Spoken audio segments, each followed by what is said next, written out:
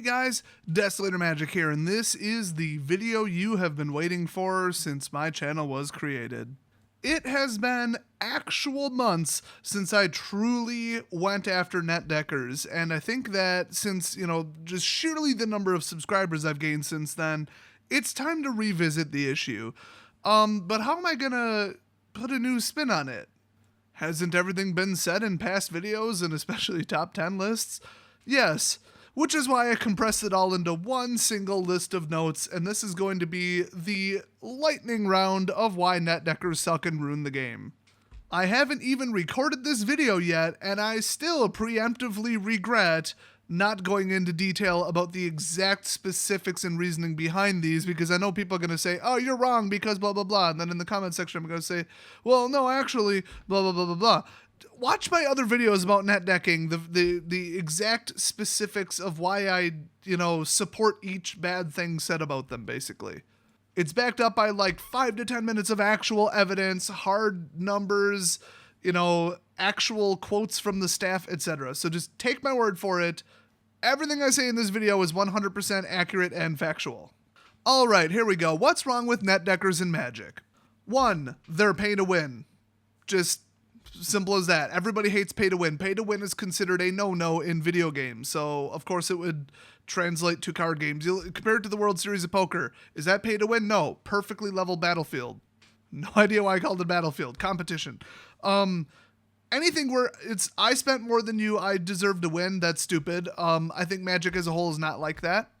It's just, skill, and then did you spend enough? Like, did you put in crappy dual lands as opposed to the slightly more expensive, clearly just better lands? Are you running a second-rate kill spell instead of the more expensive kill spell? That's just okay. I mean, Magic costs money. Big surprise. But that said, a deck should not cost $500. That's utterly ridiculous. So no, the game should not be that level of pay to win.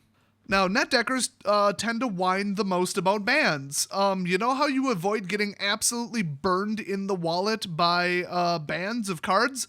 Don't run overpowered decks that too many people are playing and winning with. I mean, it ranges anywhere from the sheer probability of getting one of the cards banned is lower if you built your deck yourself to, oh my god, you should have known that Eldrazi deck was going to be banned from Modern. Like, clear as day that deck was going to be banned. You'd have to be a completely clueless idiot to not know that that would be banned. So if you lost money on, Eldrazi Temples or whatever, you're an idiot. Now, that's not true in all cases. I don't think people should have, quote, seen it coming when it comes to Smuggler's Copter. That one sucked, and basically everybody ran that. It was colorless, it was just a good card, so that one was a shame. But people running Blue-White Spirits, losing Reflector Mage, yeah, you people can go to hell. That deck was toxic, unplayable garbage, okay? Screw you.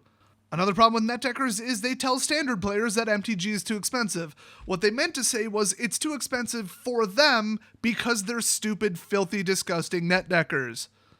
They constantly buy the same deck as everybody else. They're following people like sheep. They're the ones who spend too much consistently. I win against netdeckers more often than I lose. That is a lifetime statistic.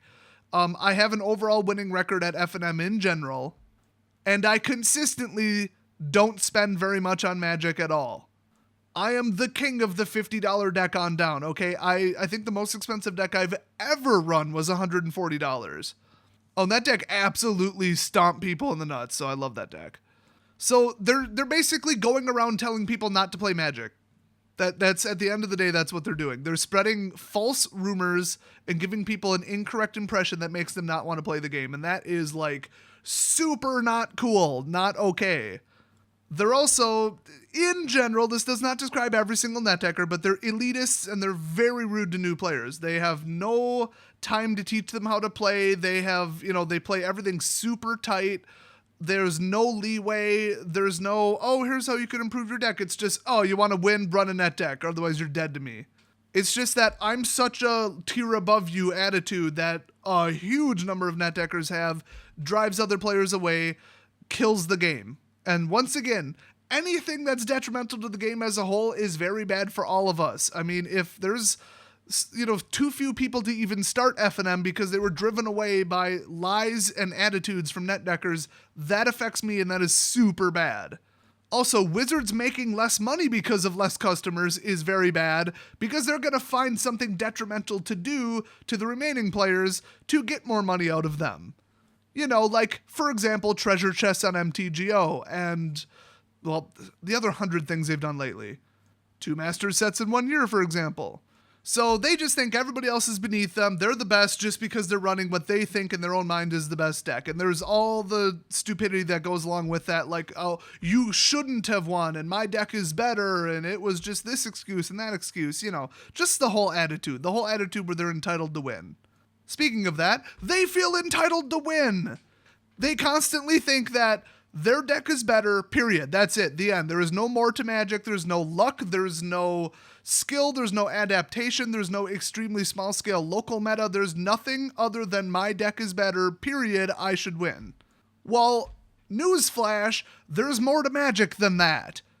Maybe I just made better decisions. Maybe you should have mulliganed. Maybe you shouldn't have played that in that order. Maybe you misread the card because you're an idiot and you just think that you can make up for your lack of skill by playing a deck that some pro runs. Guess what? Pros win because of their skill. I mean, a huge amount of them win because they're cheating, but the others win because of skill. So this whole entitled to win thing, oh my God, is it annoying because guess what? As a natural side effect of it, a huge portion of them, well, they feel entitled to win, so when they aren't, they cheat. Because they're just correcting things. It was just bad luck, and they, quote, should have won. I have heard that so many times. I should have won. I should have won. I should have won. Well, guess what? That's not how Magic works, and plus, my deck is probably just better against yours, so get over it. People that are just super chill, super nice, they're nice to other players, they're tolerant of new players, they just build whatever they think might be fun to run. They go to F&M and have a good time. Oh, and then they constantly cheat and hide cards up their sleeves and manipulate stuff in stack decks. Hell no, that's not who does it. It's the net deckers. They're always the ones who are cheating. Always. And why? Because they feel entitled to win. They feel like they deserve to win. So if they start slipping because they're stuck on 2 lands, they're going to pull a land out of their lap or out of their pocket or something when you're not looking. Okay, that's just... in their mind, they're correcting an error that happened in the universe because they should have won. Either that, or instead of like it's a fairness, it's a justification thing in their mind, they're just dicks. Their entire self-esteem and self-image and their perception of themselves and everything is propped up almost exclusively by winning at games because they are pathetic, weak human beings. They're the type of people that if they lose one game of Halo 2 to somebody clearly better than them, they blame it on hacking and throw their controller through their TV. I mean, no normal person will do that. Well, actually, a normal person would do that if they legitimately were hacking, but no, it's just, oh, I got beaten at a video game. Now I'm in a bad mood for 3 hours. I can't even enjoy anything. I'm just going to walk around the house all grumpy because I lost at a video game. That is like a psychological defect at that point. Okay, you need help. I'm not a psychologist, but basically it's like their parents didn't treat them correctly as kids and they were never like supportive of them or whatever. And then everybody at school bullied them. So now like they have no self-esteem, they have no self-confidence. And so they only feel good when they're putting somebody else down. But instead of them becoming a bully, they just replace it with winning at a game or any kind of competition at all. They're the people who constantly like overspend on their car. Oh, I got a custom paint job and nice rims. Oh, look at me, I'm so much better than you, when they really could not afford that. But that's just how they live now. That's their whole world, is showing off to other people and showing that my tortellinis are done. But besides that, like, they have a bad day if people don't constantly admire them and say they're the best and oh boy, they showed everybody that they're the best. And then if it's anything other than that, yeah, their whole day is ruined. Their whole everything. They're in a bad mood forever. Those are the types of people that overspend on a deck so they can constantly just have the admiration of everybody around them, which in reality is just a bunch of pissed off people wishing they'd stop showing up to F&M. They give them zero respect and they tell them to take their deck and shove it. Why? Because they're net deckers and we all hate them. So, sorry to break your little bubble, your little perception in your own little world, but nobody respects you, nobody thinks you're cool, okay? Grow up.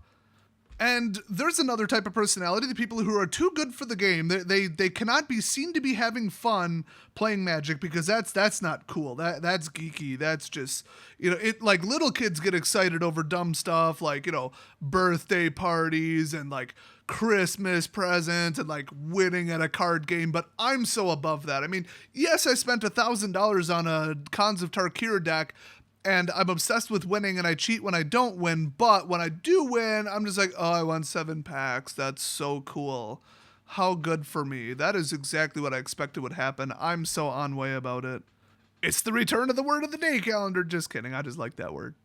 I can't stand those people. Okay.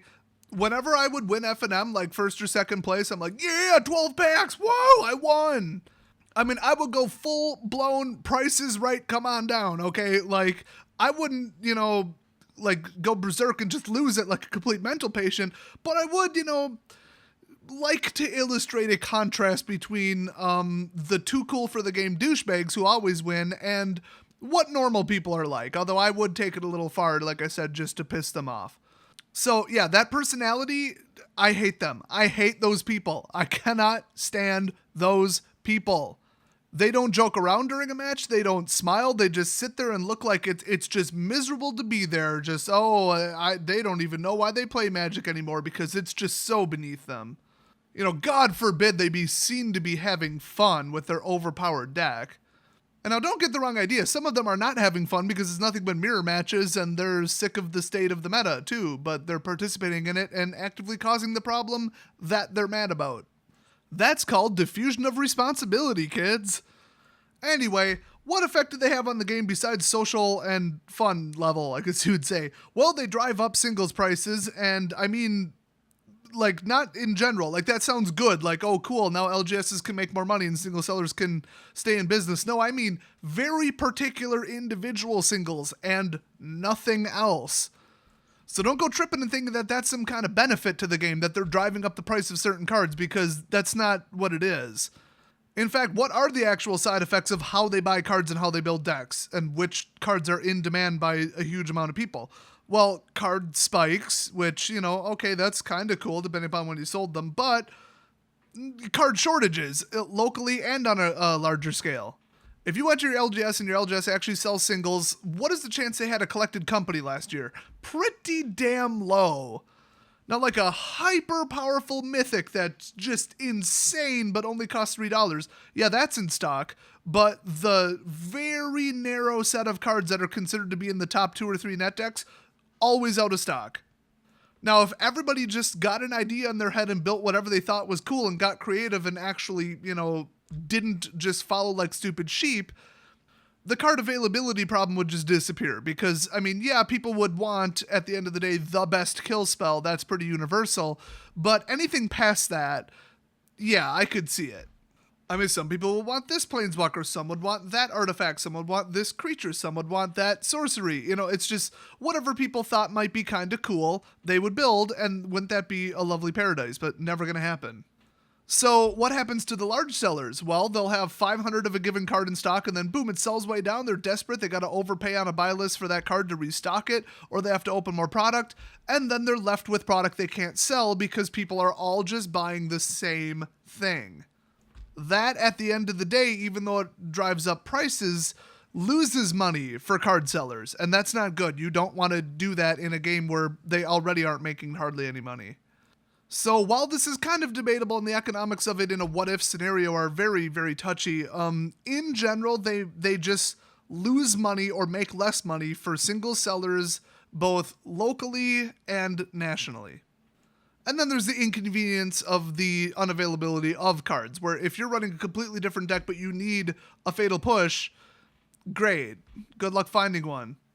And in fact, it's even worse because netdeckers, this is absolutely proven, and every time somebody's ever measured it, they buy less cards in total, and they basically never open sealed products. Some will buy like a box just to get the commons and uncommons, but others just go online, they build one deck, they don't even play until the Pro Tour, they copy a deck, and that's it. Now, I build a different deck like every 2 weeks, so I'm maybe not spending more dollar-wise, but I'm turning more cards into money for the sellers. So that might sound like contradictory terms or like, completely wrong, but it is true. The way I can phrase it is every time somebody buys an uncommon or a rare that isn't very popular, that is profit for the big sellers.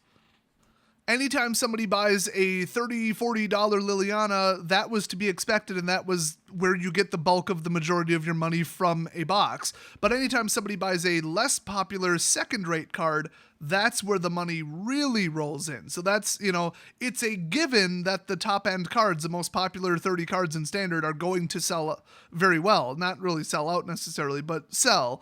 Okay, guaranteed money, no problem.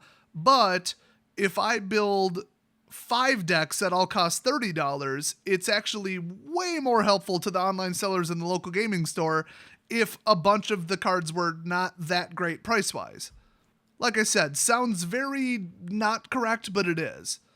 Now, a lot of net deckers, I mentioned this before, they like to play with zero leeway. It's like every single match, no matter who they're up against and their experience level or anything, every match is the final table at the Pro Tour. Okay, calm the hell down. That is like provably false in that there's this thing called a rules enforcement level, or REL. F&M has a lower one. So take yourself and your stupid attitude down a notch, because we're at rules enforcement level of who gives a crap, basically. I mean, it's a couple steps up from kitchen table magic where you can pretty much just take your friends' cards and like throw them at them for fun. I know I do that. So stop being like, oh no, you can't untap that land because you took your hand off it. Okay, calm the hell down, princess. We all know that you're way the hell too obsessed with winning. See earlier in the video. But like, you don't have to be a dick to somebody who's been playing for like 3 months. I mean, that's ridiculous. And then half the time they get all pissy when I don't let them take something back. Like, oh, I didn't realize that was a death toucher. Well, guess what? You declared attackers and asked me if I want to block, so screw you. You better live with it now. I'm not going to let you back it up if you don't let me back up some of my dumb mistakes. Oh, you missed a trigger that just happened just last phase? Screw you. It's gone forever. I will throw it right back in their face. Most net deckers I know are actually pretty bad players at Magic, so that's a shame, isn't it? And what did I save for last? Oh boy. The grand unified theory of why net decking ruins the entire game of Magic is culminated into one thing after all things are considered. They don't care about anybody else's fun. That is absolutely 100% true. They are about winning. They don't care if their opponent doesn't like the annoyingness of their deck. If it's an absolute control shutdown draw loop pile of garbage, lantern control level stupidity, they don't care. Oh, your opponent doesn't want to go to F&M anymore because they just lost to a turn 4 infinite cat combo? Well, too bad. It's all about winning for net deckers. All they care about is winning. As soon as you're ruining somebody else's experience at anything that you're ever doing in your entire life, stop doing that. A lot of people say, I don't care what somebody does in the privacy of their own home, or, this law doesn't apply to them in this case because that and whatever. But as soon as you start interfering with somebody else's life and you start making somebody else's time detrimental or whatever, you start, affecting other people's lives, then that's where they draw the line on like everything, like bureaucracy, legal stuff, just life, society, everything. So on a smaller scale, yes, apply it to Magic. Because why? Because it's absolutely true. These people don't care about being friendly. They don't care about anybody having a good time, including themselves, apparently. They don't care if people join the game. They don't care if people quit the game. All they care about is winning. That's why they're running the top decks, in their opinion. That is the number one thing that has to stop. If I had to pick one reason, not the cheating, not the attitude, not the unfairness, not the power discrepancy between decks, not singles selling out, them losing money for the economy as a whole, none of that. If I had to pick one thing, it's that Magic is supposed to be fun, it's an entertaining hobby, and they're ruining other people's times. And then tack on everything else I said in this video. Yes, net deckers should probably go away forever and stop ruining everybody else's day. They have no place in the game. Every excuse they make up for themselves is selfish and completely misguided, just utterly wrong. I mean, I've heard people say, If I'm playing a competitive sport, if I'm racing, if I'm drag racing, why would I not want to run the fastest car? That's just stupid. Why would I cripple myself to the point where I have a disadvantage over my opponent if I'm trying to win? Well, because you're ruining everybody else's time first and foremost, and then also everything I said in this video. Your attitude, your cheating, your spending habits that are detrimental to the game's economy, everything I just said in this video is why that's not true. So there it is. Every reason I could possibly think of that netdeckers are ruining Magic. If you have anything to contradict my entire thesis in this video, I don't care. I don't want to hear about it. See, you thought I was going to say put it down in the comment section. We'll have a discussion. Ooh, Pepsi, join the conversation. No, take your Pepsi and shove it. In fact, screw you, Pepsi. Thanks for ruining my ad revenues, you dicks. I hope their CEO overdoses on disgusting diabetes sugar syrup with caffeine in it and dies. I really do. Same goes double for netdeckers. And you know what? I think even though I said this is like every reason, I probably left stuff out. Netdeckers whine and complain and do terrible and keep blaming luck and everybody but themselves at sealed events. You know, events where they don't have an unnatural advantage by spending more money. They have to actually rely on skill and math and talent. And then everybody gets to hear them whine and complain about how it's so unfair and blah, blah, blah. Yeah, grow up. I could probably, if I really thought about it for like a week, come up with about 100 more reasons that they're douchebags and they're ruining the game, but I think you get the idea. So if you disagree with me, first of all, you're clearly a netdecker because I've never seen a non-netdecker actually legitimately defend netdecking. I've never even seen that. I mean, it's like walking up to a Nazi during World War II and asking them if the Nazis are nice, okay? No. They're going to say yes, but pretty much nobody else has the same opinion other than their own damn group. Yes, I just compared netdeckers to Nazis. It's not that far off, honestly. I hate them. I hate everything they stand for, and I wish every netdecker would quit the game immediately.